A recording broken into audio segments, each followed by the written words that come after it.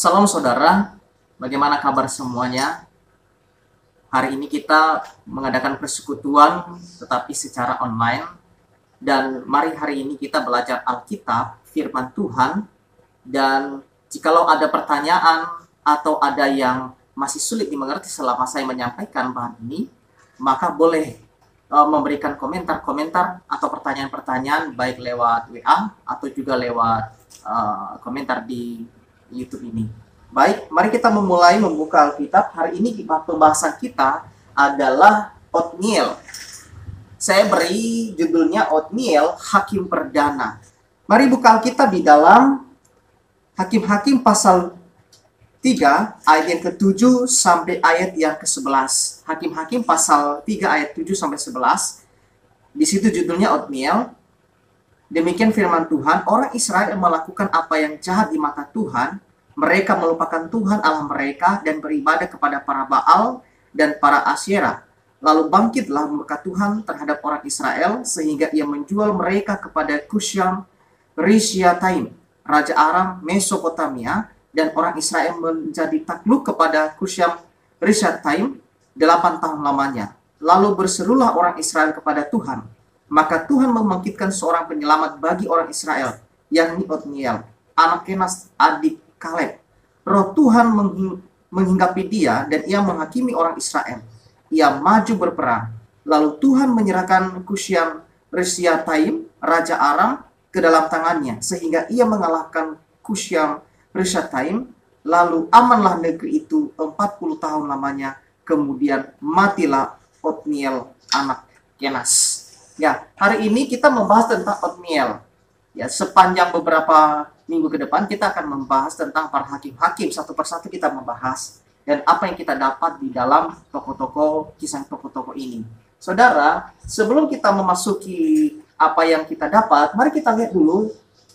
Yang pertama adalah, yang pertama-tama yang harus kita tahu adalah situasi saat itu. Selama 8 tahun mereka menderita. Ya, jelas. Mereka dijual tidak nyaman, tidak enak hidup dijual, diperbudak. Bahkan mereka menderita, disiksa, disuruh kerja paksa. Dan mereka bersuruh kepada Tuhan. Akhirnya Tuhan membangkitkan seorang hakim di antara mereka yang bernama Otniel.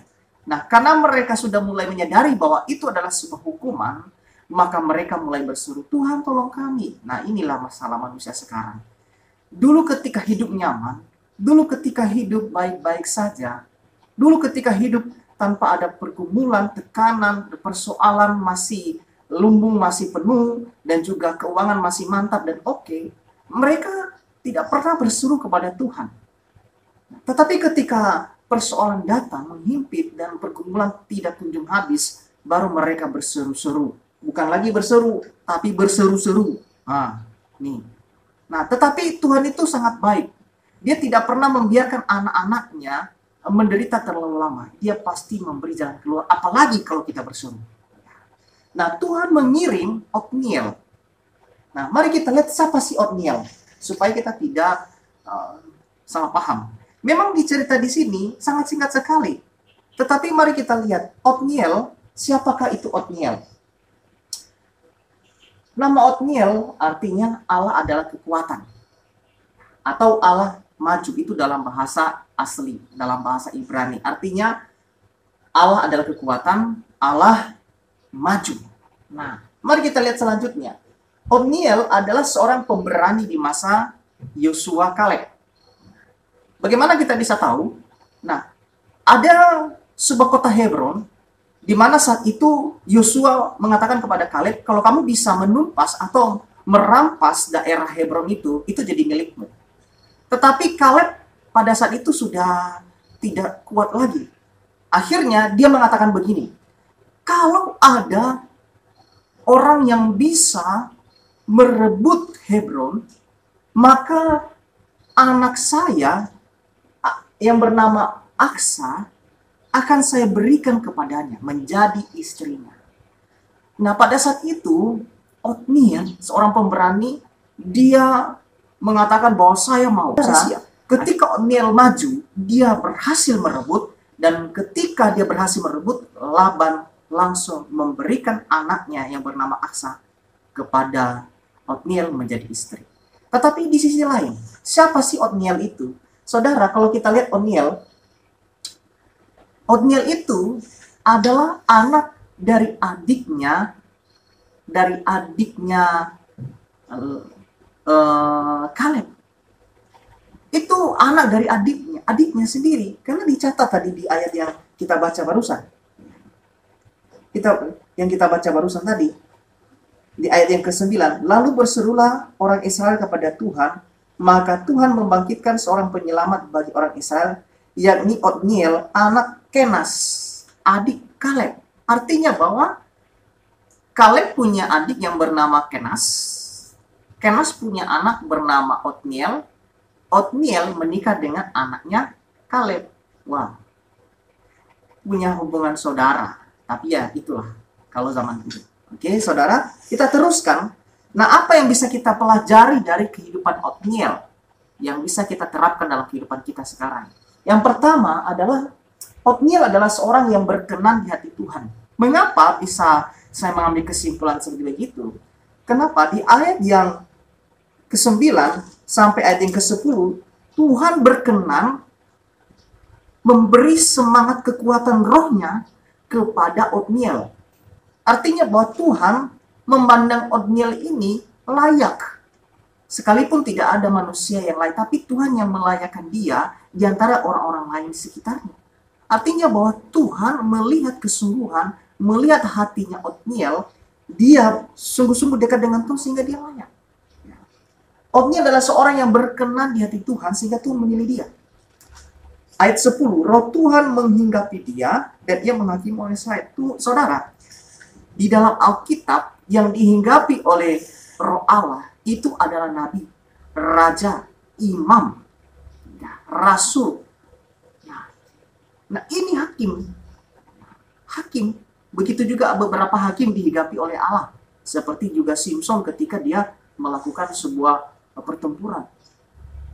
Tetapi saudara, tidak semua orang tertentu saja yang berkenan di hati Tuhan. Nah, itu yang pertama. Yang bisa kita pelajari, yang bisa kita dapat dari kehidupan Othniel. Roh Tuhan menghinggapi dia dan sebagainya. Seperti kita baca tadi. Selanjutnya, Othniel mengalahkan musuh dan amanlah negeri selama 40 tahun. Nah, di sini kita lihat bahwa Othniel adalah pribadi yang bisa dipercaya oleh Tuhan untuk memimpin bangsa. Selama 40 tahun semasa hidup Othniel, tidak ada lagi penyembahan berhala. Kalau aman, kalau konteks dulu saudara, kalau tidak ada penyembahan berhala dan semua masyarakat Israel menyembah Tuhan, maka itu Tuhan beri keamanan yang luar biasa.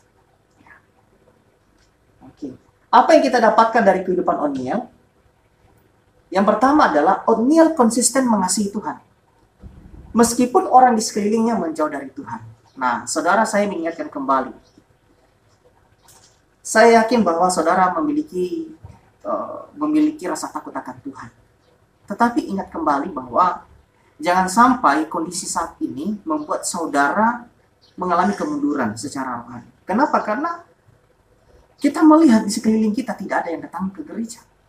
Akhirnya juga kita ikut tertidur secara rohani. Jangan sampai. Othniel sekalipun di sekelilingnya, kanan kiri tetangga-tetangganya menyembah berhala atau memuji-muji Allah yang lain, tetapi dia tetap memuji Tuhan. Hatinya tetap konsisten mengasihi Tuhan. Jangan sampai saudara tidak konsisten mengasihi Tuhan. Selanjutnya adalah Othniel pribadi yang siap dipakai oleh Tuhan. Dia adalah pribadi paket lengkap di mana dia adalah orang yang hatinya, bukan hanya hatinya, fisiknya, bukan hanya fisiknya, komitmennya siap melayani Tuhan. Nah, kalau kita hanya punya hati, tapi fisik kita sudah lemah, loyo, rata-rata gitu Bapak Ibu. Kalau sudah di rumah sakit, apa kalimatnya? Tuhan, saya pengen melayani Engkau. Oh, bagaimana kamu bisa melayani Tuhan dengan keadaan fisik begitu? Dulu waktu sehat-sehat, tidak pernah mau melayani Tuhan. Dan ketika ditimpa satu penyakit yang mengerikan, tidak bisa melakukan aktivitas, baru mengatakan, Tuhan, kalau Tuhan memberi saya kesehatan, maka saya akan melayani. Baru ada hati. Harusnya ada hati dan disertai dengan fisik, maka juga ada komitmen. Komitmen berarti terus-menerus tanpa berhenti. Nah, saudara, kita melihat O'Neil ini adalah orang yang sangat percaya diri. Nah, mari kita lihat kalimat percaya diri ini. Jangan sampai kita salah mengerti. Percaya diri harus didasari dengan dua hal. Yang pertama, bahwa orang itu sungguh-sungguh takut akan Tuhan. Orang yang sungguh-sungguh takut akan Tuhan, dia akan mengandalkan Tuhan.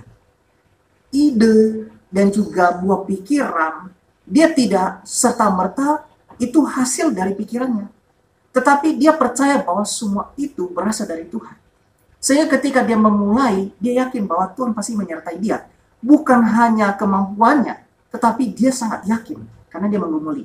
Ada banyak orang yang terlalu percaya diri, tapi tidak pernah berdoa, tidak pernah beribadah, tidak pernah meminta petunjuk dari Tuhan, tidak pernah berserah kepada Tuhan, tidak pernah mengandalkan Tuhan. Itu bukan percaya diri namanya, tetapi mengandalkan diri sendiri. Firman Tuhan mengatakan bahwa celakalah orang mengandalkan diri sendiri. Celaka. Selanjutnya, percaya diri yang benar adalah melihat kemampuan diri yang sesuai dengan kenyataan dan memiliki komitmen untuk berusaha terus-menerus. Nah, orang yang percaya diri, dia yakin bahwa dia memiliki satu kemampuan utama atau bibit yang bisa dijadikan sebagai fondasi awal melakukan sebuah tugas. Tetapi jangan hanya puas dengan itu. Kalau tidak ada komitmen untuk berkembang, maka pada hari itu juga berhenti. Semua orang terbatas. Kadang-kadang kalau kita meminum air di gelas, kita minum habis. Tetapi setelah itu, apakah tidak haus lagi? Haus lagi.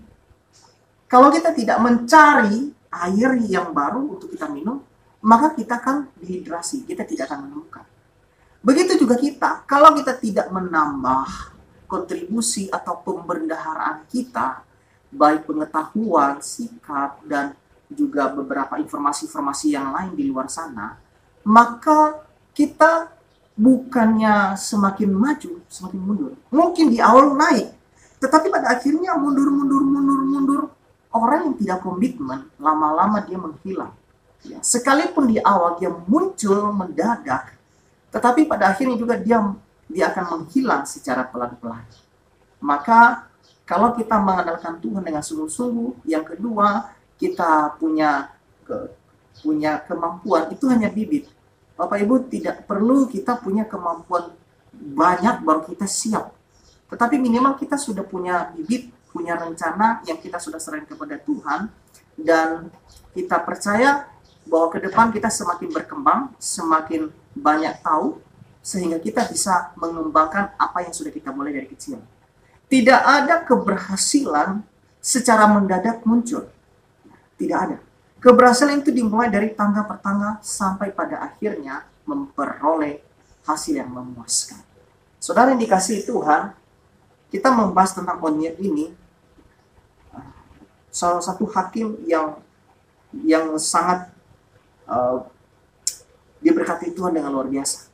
Bayangkan, ketika dia menjadi hakim, itu 40 tahun lamanya Tuhan mempercayakan dia menjadi seorang hakim.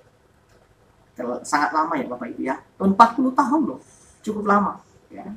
Dan saya percaya Bapak Ibu, ketika Bapak Ibu dekat dengan Tuhan, memiliki komitmen yang tinggi untuk setia kepada Tuhan, apapun kondisi, apapun situasi, baik orang mengasihi atau tidak mengasihi kita, tidak pernah berubah kasih kita kepada Tuhan, kita terus mengembangkan diri, pada akhirnya kita akan diberkati dan dipakai oleh Tuhan. Orang-orang malas tidak akan diberkati Tuhan, Bapak Ibu. Itu udah otomatis. Orang-orang yang tidak bergerak sama sekali tidak akan dipakai Tuhan. Orang yang duduk diam, menunggu-nunggu, itu tidak akan dipakai Tuhan. Demikian sharing kita pada hari ini. Jika ada pertanyaan atau poin-poin yang didapat, boleh dituliskan supaya kita bisa terus mengasah pengetahuan Alkitab kita dan kita semakin mengerti. Terima kasih, Tuhan Yesus memberkati kita semua. Salam.